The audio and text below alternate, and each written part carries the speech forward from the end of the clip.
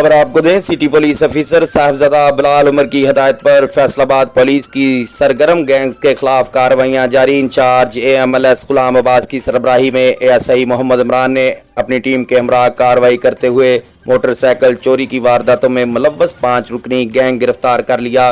सरगना गैंग गुलाम रसूल अपने साथियों समेत इमरान, जावेद, मोहम्मद नसीर, तशाल, माइकल और साजिद को गिरफ्तार कर लिया गया। मुलजमान जिला फैसलाबाद के मुख्तलिफ इलाकों में मोटरसाइकिल चोरी की वारदातें करते थे। मुलजमान के कब्जा से 10 अदद मोटरसाइकिल समेत कुल मालियत 7 लाख की बरामदगी की गई।